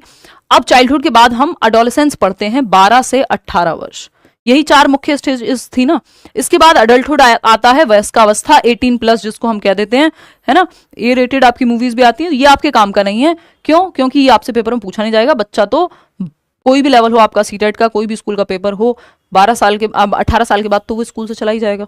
तो अगर आप चाइल्डहुड की बात कर रहे हैं, तो चाइल्डहुड के जस्ट बाद जब हम कह रहे हैं कि 12+ ईयर्स, आपका 6 से 12 तक आ जाएगा चाइल्डहुड में बच्चा। बच्चा कब तक है, वो 12 साल की उम्र तक। अब जब वो 12 से 18 में है, तो वो एक एडोलेसेंट है, यानी किशोर या किशोरी है, किशोरावस्था में है, ठीक। जिसको हम बहुत इंपॉर्टेंट मानते हैं, पुल मानते हैं, ब्रिज मानते हैं, या ट्रांजिशनल पीरियड मानते हैं, परिवर्तन का काल मानते हैं, कि एक बच्चा बच्चे से एक अडल्ट बनने की प्रक्रिया में है, ठीक। तो ट्रांजिशनल स्टेज है ये, परिवर्तन का काल है, ट्रांजिशनल स्टेज है, ब्रिज पीरियड आप कह ही रहे हैं इसको। इसको एक और चीज कही जाती है, पेपर में पूछ लिया जाता है, चौखट कहते हैं हम इसको, यानी किसके बीच की, थ्रेशहोल्ड है, अगर मैं कहूं थ्रेशहोल्ड है, चौखट है किसके बीच में, एक डोर है किसके बीच का, चाइल्डहुड और अडल्टहुड के बीच का, कि चाइल्डहुड से निकल के किधर प्रवेश करेगा बच्चा, अडल्टहुड में। ये बीच का काम जो इसका थ्रेशहोल्ड का काम, चौखट का काम कौन कर रहा है, एडोलेसेंस, 12 से 18। इसको तनाव एवं तूफान का काल भी कहते हैं, यानी स्ट्रेस एंड स्टॉर्म पीरियड कहा है स्टैनली हॉल ने। इसके बारे में कुछ महत्वपूर्ण बातें फटाफट से करना शुरू करते हैं। अगर हम बात करें तो ये मोस्ट क्रिटिकल स्टेज है, बहुत महत्वपूर्ण चरण है। अच्छा, क्रिटिकल स्टेज से एक और चीज याद आई मुझे कि हम कह रहे हैं कि सेंसिटिव पीरियड, जैसे अर्ली चाइल्डहुड बहुत सारी चीजों के लिए सेंसिटिव पीरियड है, कि बच्चे का भाषा विकास बहुत अच्छे से होगा, लैंग्वेज डेवलपमेंट 2 से 6 वर्ष में, और आपका सोशल डेवलपमेंट बहुत तेजी से होता है, शारीरिक विकास भी बहुत तेजी से होता है। तो जीवन के शुरुआती साल कुछ या हर एक स्टेज अपने आप में किसी ना किसी चीज के लिए सेंसिटिव होती है, यानी संवेदनशील होती है, क्रिटिकल होती है, महत्वपूर्ण होती है। तो यदि उस समय पे सही माहौल मिल जाए एनवायरमेंट में, तो वो सेंसिटिव पीरियड में बच्चा बहुत अच्छे से ग्रो कर जाएगा। और अगर एनवायरमेंट में डेप्राइव्ड रह जाए बच्चा, वंचित रह जाए, ठीक से चीजें ना मिले, जैसे हम वो बॉर्नवीटा का ऐड देखा होगा आपने कि 90% मस्तिष्क का विकास 5 वर्ष की उम्र तक हो जाता है, लेकिन अगर बच्चे को न्यूट्रिशन ही ठीक से नहीं मिला, तो हो सकता है उसका मस्तिष्क का विकास, मेंटल डेवलपमेंट ठीक से हो ही ना पाए। तो वो सेंसिटिव पीरियड था बच्चे के दिमाग के विकास के लिए, वो जो हम कह रहे हैं 5 साल की उम्र तक या 10 साल की उम्र तक, तो वो एनवायरमेंट में सही चीजें मिलना उस समय पे जरूरी है। तो सेंसिटिव पीरियड का मतलब है कि एनवायरमेंट में सही चीजें अगर मिल जाए तो बच्चा क्रिटिकली या बेहतर तरीके से, इंपॉर्टेंट है वो टाइम उसके लिए। ठीक, चलिए खैर, तो क्रिटिकल पीरियड है, महत्वपूर्ण चरण है। पीसीएसई, फिजिकल, कॉग्निटिव, सोशल, इमोशनल, हर प्रकार के परिवर्तन, बहुत सारे हार्मोनल चेंजेस, प्यूबर्टी हिट कर रही होती है, तो इंपॉर्टेंट है ये। Stage of stress and storm, तनाव एवं तूफान की अवस्था है। इसीलिए तनाव एवं तूफान की अवस्था है क्योंकि फिजिकल चेंजेस, साइकोलॉजिकल चेंजेस बहुत तेजी से यहाँ पे परिवर्तन हो रहे होते हैं बच्चे में, है ना। ट्रांजिशनल स्टेज, संक्रमण काल है, वो तो आप समझ ही गए कि चाइल्डहुड और अडल्टहुड के बीच का काल है, इसलिए इसको हम ट्रांजिशन कह रहे हैं कि बच्चा एक चाइल्ड, अब ना तो वो बड़ा है ना वो छोटा है, यानी ना तो वो चाइल्ड ही है ना वो अडल्ट ही है, अब वो अडोलसेंट है, तो बीच में कहीं है। इसको आइडेंटिटी क्राइसिस का काल भी कहा जाता है, एरिक एरिक्सन ने कहा है ये, जिन पे एक क्वेश्चन इस बार आया था कि जब बच्चा जो है वो सेल्फ, यानी वो कौन है, और सोसाइटी के साथ मिलकर के साइकोलॉजिकली और समाज के साथ इंटरेक्ट करके जब वो ये पता करने की कोशिश करे कि उसकी पर्सनैलिटी कैसे शेप होगी, तो वो साइको सोशल डेवलपमेंट में आता है, जो कि एरिक एरिक्सन की थियरी है। और एरिक एरिक्सन एक व्यक्ति हैं जो आइडेंटिटी क्राइसिस की बात करते हैं कि मैं कौन हूं, ये जानने की कोशिश करेगा बच्चा इस स्टेज में, मैं आगे क्या करूंगा। ब्रिज पीरियड है, ये तो हम सभी जानते ही हैं। चलिए खैर आगे बढ़ते हैं नेक्स्ट पॉइंट पे। एडजस्टमेंट प्रॉब्लम्स यहाँ खूब होती हैं और इस पे क्वेश्चन भी बहुत बार आ चुका है।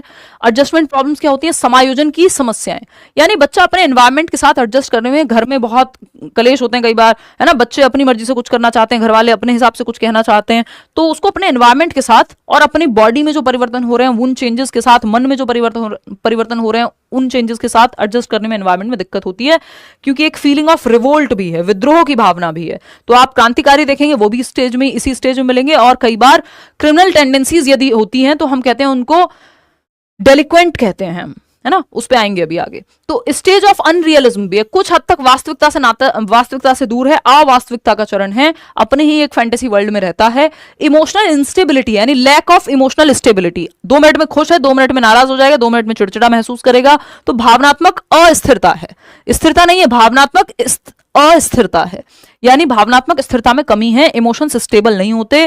ठीक, जैसे एक टाइम के बाद बहुत ज्यादा फर्क पड़ना बंद हो जाता है, लेकिन यहाँ पे इतना उतार चढ़ाव है, इमोशंस का तूफान आया हुआ है।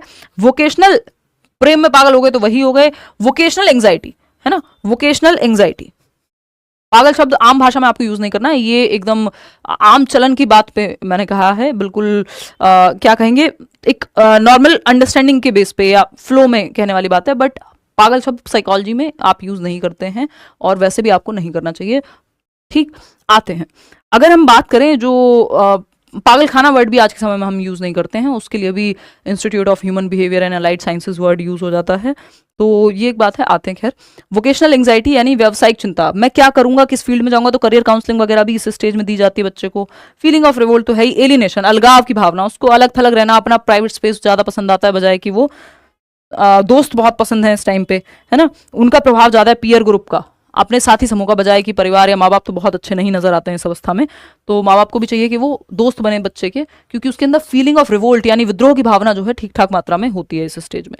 हीरो वर्शिप की जब हम बात कर रहे हैं, यानी वीर पूजा की प्रकृति है कि अगर उसको कोई एक्टर हो सकता है, कोई सिंगर हो सकता है, कोई स्पोर्ट्स पर्सन हो सकता है, कोई क्रांतिकारी हो सकता है, तो वो यहाँ पे भगत सिंह का भी फैन हो सकता है, वो हो सकता है किसी और ऐसे व्यक्ति से इंस्पायर हो जाए जो है देश के लिए भी ठीक ना हो, लेकिन हीरो वर्शिप यहाँ पे देखी जाती है, वीर पूजा की प्रवृत्ति, कि अगर उसका कोई फेवरेट एक्टर है, स्पोर्ट्स पर्सन है, तो वैसे ही बाल कटा के रहना, है ना, हेयर स्टाइल वैसा ही हो गया, कपड़े पहनने का तरीका वैसा ही हो गया, गाने अगर किसी के पसंद आ रहे हैं तो उसी तरह के गाने गाए जा रहे हैं, उसी तरह की हरकतें कर रहे हैं। तो ये बहुत जरूरी है कि हम किस तरह के आइडल्स इस स्टेज में बना रहे हैं, क्योंकि वो बच्चा क्या है, हीरो वर्शिप करता है, देखिएगा, यानी हीरो मान रहा है, वो अपने कुछ लोग उसको जो पसंद है उनको हीरो मानेगा और उनकी सारी चीजें उसको ठीक लगती हैं उस समय पे। जुवेनाइल डेलिक्वेंसी यानी बाल आपराधिक प्रवृत्ति जो है वो भी यहीं पे देखने को मिलती है, क्योंकि बच्चा 18 साल से कम उम्र के व्यक्तियों में यदि आपराधिक प्रवृत्ति या झुकाव देखा जाए क्रिमिनल टेंडेंसीज की प्रति, तो ये जुवेनाइल डेलिक्वेंट कहलाते हैं। वो निर्भया केस में जो एक व्यक्ति था जो 18 साल से कम था, तो डेलिक्वेंट इसलिए कहला रहे हैं ये क्योंकि ये बाल अपराधी हैं, फिर इनको सुधार गृह और ये सब में भेजा जाएगा अगर इस तरह की टेंडेंसी है तो। ठीक, ग्रोथ स्पर्ट, वो एक बहुत साल पहले एक मामला आया था कि शायद नरेला की ही कहानी थी कि किसी टीचर की जो है हत्या कर दी थी कुछ बच्चों ने जो एडोलेसेंट थे, तो वो विद्रोह की भावना और वो सब, ये क्रिमिनल टेंडेंसी के प्रति भी झुकाव हो सकता है यदि सही से काउंसलिंग या सही माहौल ना दिया जाए तो। ग्रोथ स्पर्ट यानी वृद्धि स्फुरन, बहुत तेजी से हाइट, वेट, शेप, साइज बढ़ता है, सभी प्रकार के परिवर्तन बहुत तेजी से होते हैं यहाँ पे। पर्सनल फेबल, व्यक्तिगत कल्पित कहानियों में रहता है बच्चा। पर्सनल फेबल यानी अपनी ही कल्पित कहानियों में, मैं तो ऐसा करूंगा, ये होगा, वो अपनी ही दुनिया में, अपनी ही फैंटेसी वर्ल्ड में है अगर मैं कहूं। एडोलसेंट ईगोसेंट्रिज्म, जैसे बच्चा सेल्फ सेंटर्ड था कहां, 2 से 6 वर्ष में, यहाँ पे भी वो सेल्फ सेंटर्ड है कुछ हद तक। तो और इसमें 2 चीजें आती हैं, एक तो ये पर्सनल फेबल की अपनी ही स्वयं कल्पित कहानियों में है, दूसरा होता है उसको लगता है इमेजिनरी ऑडियंस कहते हैं उसको, कल्पित दर्शक, यानी उसको लगता है हर कोई व्यक्ति मुझे ही देख रहा है, सबका ध्यान मुझी पे है। यदि एक पिंपल हो गया इस स्टेज में तो, और आप शादी में गए तो आपको लगेगा 2 लोग बात कर रहे हैं, आप ही के बारे में कर रहे होंगे, शायद पूरे जितने भी गेस्ट हैं किसी भी इवेंट में सबका ध्यान आप पे ही है। अगर हो सकता है कि आपका ड्रेस में कोई छोटा सा कट लग गया हो तो आपको लगेगा सब आप ही को देख रहे हैं, तो वो इमेजिनरी ऑडियंस, उसको लगता है सबका ध्यान आप पे ही है। ठीक। एमरजेंस ऑफ लीडरशिप क्वालिटीज, नेतृत्व क्षमता का भी विकास यहीं पे होता है। हेड गर्ल, हेड बॉय, ये सब बनते हैं स्कूल में, तो लीडरशिप की भी क्वालिटीज इसी स्टेज में आपको उभरती हुई नजर आती हैं। चलिए खैर, ये हुई मुख्य बातें एडोलेसेंस की। अब आते हैं प्रिंसिपल्स ऑफ डेवलपमेंट, विकास के सिद्धांत, फटाफट से करेंगे। विकास के सिद्धांत में प्रिंसिपल ऑफ कॉन्टिन्यूटी, यानी विकास लाइफ लॉन्ग चलता है, यानी विकास की जो प्रक्रिया है जीवन पर्यंत चलेगी, निरंतरता का नियम लागू होता है। और यहाँ पे वूम टू टूम की हम बात करते हैं, लेकिन एक परिपेक्ष है, एक पर्सपेक्टिव है जो कहता है कि विकास डिसकॉन्टिन्यूअस है।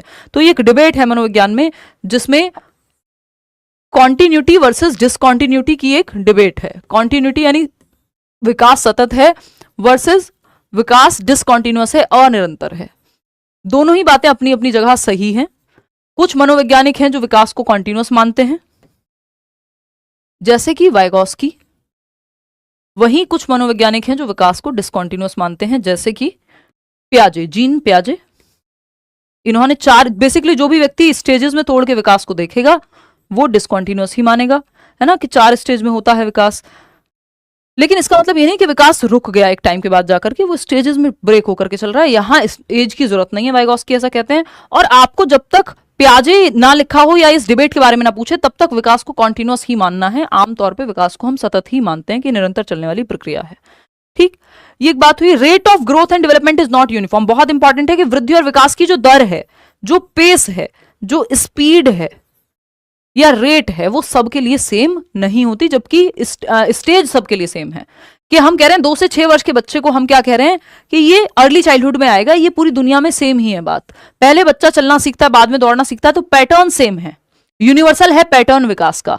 स्टेज कुछ हद तक हम बिल्कुल यूनिवर्सल मान रहे हैं, लेकिन स्टेज को एज के आधार पर यूनिवर्सल नहीं माना जाता, इनको सोशल कंस्ट्रक्ट के रूप में देख रहे हैं आजकल हम। यानी सामाजिक रचनावादी पर्सपेक्टिव में कहा जाता है कि स्टेजेस भी हमने इमेजिनरी हैं। ऐसा नहीं है कि 2 साल का एक बच्चा हुआ तो सारे गुण सारे बच्चों में 2 साल में ही आ जाएंगे, तो ये भी एक सोशल कंस्ट्रक्शन है अगर हम स्टेज की भी बात करें तो। ठीक, लेकिन रेट, पेस, स्पीड, दर अलग अलग हो सकती है। सारे 3 साल के बच्चे सेम तरीके से बोल रहे हो, सबने चलना शुरू कर दिया हो, जरूरी नहीं, मतलब थोड़ा बहुत ऊपर नीचे स्पीड में अंतर होता है, चाहे सेम एज के ही 2 बच्चे क्यों ना हो। इंडिविजुअल डिफरेंसेस, व्यक्तिगत अंतर होता है, सबको सेम चीज में इंटरेस्ट होगा जरूरी नहीं है, सबका दिमाग सेम स्तर पे होगा जरूरी नहीं है। यूनिफॉर्मिटी ऑफ पैटर्न, ये बात हम कर चुके हैं कि क्रम जो है वो एक रूपता पाई जाती है क्रम में। यानी सारी दुनिया के बच्चे पहले दूध के दांत जाते हैं, फिर पक्के दांत आते हैं, पहले बैठना सीखते हैं, फिर खड़े होना सीखते हैं, फिर चलना सीखते हैं, फिर दौड़ना सीखते हैं। ऐसा नहीं होता कि इसका ऑपोजिट हो जाए। तो एक यूनिफॉर्मिटी तो है, पैटर्न तो सेम है पूरी दुनिया में, लेकिन रेट भिन्न है, रेट सेम नहीं है, विकास की स्पीड सेम नहीं है, वहां इंडिविजुअल डिफरेंसेस का मामला है। Development proceeds from general to specific, यानी सामान्य से विशिष्ट की ओर, या ग्रॉस टू फाइन जाता है, ऐसे भी आप कह सकते हो कि पहले बच्चा सामान्य क्रियाएं करता है, आप उसको एक बॉटल या एक पेन भी दोगे तो पूरे दोनों हाथों से पकड़ने की कोशिश करेगा, बाद में सिर्फ एक उंगली और अंगूठे का प्रयोग करके वो पेन को उठा लेगा। तो ये क्या है, स्पेसिफिक, यानी सिंपल टू कॉम्प्लेक्स, सरल से जटिल की ओर गया है, या कह सकते हैं आप इसको सामान्य से विशिष्ट, स्पेसिफिक, स्पेशल एक्टिविटीज की तरफ गया है। पहले वो जनरल एक्टिविटीज कर रहा था कि रोता भी था तो पूरे शरीर से रोएगा, अब आप आंसू पूछ लेते हैं 2 मिनट में, काम खत्म। प्रिंसिपल ऑफ इंटर रिलेशन, यानी परस्पर संबंध का नियम, यानी विकास के जो प्रकार हैं, फिजिकल, कॉग्निटिव, सोशल, इमोशनल, ये सब आपस में जुड़े हुए हैं। प्रिंसिपल ऑफ इंटीग्रेशन, ये जो विकास के चारों प्रकार हैं ये आपस में जुड़े ही हुए नहीं है, ये एक यूनिट के रूप में भी काम करते हैं। तो जब आप साइकिल चला रहे हैं तो आप साथ में कुछ सोचते भी रह सकते हैं, या जब आप बैडमिंटन खेल रहे हैं तो आपको स्ट्रेटेजी बनानी है, दिमाग का भी इस्तेमाल कर रहे हैं, शरीर का भी इस्तेमाल कर रहे हैं, दौड़ भी रहे हैं, है ना, और क्या कर रहे हैं वहां पे, अगर बातचीत करनी तो वो भी कर रहे हैं। तो विकास के सारे प्रकार जब एक साथ मिलकर एक यूनिट के रूप में काम करें तो ये एकीकरण है, प्रिंसिपल ऑफ इंटीग्रेशन है। लेकिन ये सब आपस में जुड़े हुए हैं, यानी शरीर को चोट लगती है या अगर शरीर बीमार महसूस कर रहा है, जैसे आज मुझे कोल्ड जैसा महसूस हो रहा था, तो आपका दिमाग भी थोड़ा स्लो डाउन, कई बार आप फील करते हैं कि यार बुखार है, इस चक्कर में दिमाग ठीक से काम नहीं कर रहा। मतलब फिजिकल, कॉग्निटिव, सोशल, इमोशनल, ये विकास के चारों प्रकार एक दूसरे से जुड़े हुए हैं। डेवलपमेंट इज प्रिडिक्टेबल, यानी विकास का अनुमान लगाया जा सकता है। इस पे चर्चा हम ऑलरेडी कर चुके हैं कि बच्चा पहले दौड़ना सीखेगा कि चलना सीखेगा। आप आज की अवस्था को देखते हुए एक प्रिंसिपल ऑफ अनुमान लगा सकते हैं। प्रिंसिपल ऑफ डेवलपमेंटल डायरेक्शन, विकास की दिशा का नियम। दिशा होती है दो प्रकार की। विकास की दिशा पता नहीं, ये नहीं कह सकते। विकास की दिशा होती है हमको पता, और ये क्या है, या तो सेफेलोकॉर्डल है या प्रॉक्सिमोडिस्टल है। सेफेलोकॉर्डल है हेड टू टो, यानी वो बादशाह गाना नहीं है, या छोड़ो गाने वाने, हेड टू टो। समय की हमारे पास कमी है। हेड टू टो यानी पहले बच्चा अपना सर संभालना सीखता है, गर्दन संभालना सीखेगा, फिर हम कहते हैं कि ये जो पार्ट है टॉर्सो, इसको संभालना सीखेगा, फिर उसका पैरों पे कंट्रोल आता है, यानी वो खड़े होना सीखता है, फिर चलना सीखता है। तो ये सब क्या है, सर से पैर तक। लॉन्गिट्यूडनल, लॉन्गिट्यूडनल यानी लंबवत है विकास की दिशा, लॉन्गिट्यूडनल है, लंबवत है, हेड टू टो, सर से पैर के अंगूठे तक जाएगी, है ना। पहले बच्चा सर संभालना सीखेगा, गर्दन, फिर बाकी, फिर बाद में खड़े होना सीखेगा, बैठना सीखेगा, फिर खड़े होना सीखेगा, फिर चलना सीखेगा। वहीं जब हम बात प्रॉक्सिमोडिस्टल की कर रहे हैं, इस पे आता ही है एक क्वेश्चन। प्रॉक्सिमोडिस्टल की जब हम बात कर रहे हैं तो ये समीपस्थ दूरस्थ, इसको हम सिरोध पदोन्मुखी कह देते हैं। सेफेल का मतलब ये खोपड़ी, तो सबसे पहले सर पे कंट्रोल आ रहा है, सिरोध पदोन्मुखी, ठीक। ये है समीपस्थ दूरस्थ विकास, मतलब समीप से दूर की ओर, समीप से दूर की ओर। समीप क्या है, बॉडी का सेंटर, सेंटर टू पेरिफेरी कह देते हैं इसको, केंद्र से सीमाओं की ओर, सेंटर टू पेरिफेरी, यानी शरीर की सीमाएं। शरीर की सीमाएं कहां हैं, आपकी उंगलियां, सेंटर है आपकी स्पाइनल कॉर्ड, आपका हार्ट का विकसित होना, फिर आपके शोल्डर्स पे कंट्रोल आएगा, ये सेंटर के पास है ना, फिर आपकी आर्म्स पे कंट्रोल आएगा, फिर आपके हैंड्स पे कंट्रोल आएगा, फिर बाद में फिंगर्स पे कंट्रोल आएगा, वो जो ग्रॉस टू फाइन की भी हम बात करते हैं।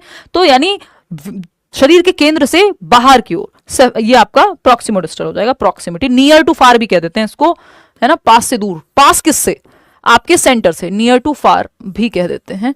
ग्रॉस टू फाइन भी आप समझ रहे थे, ठीक। Simple to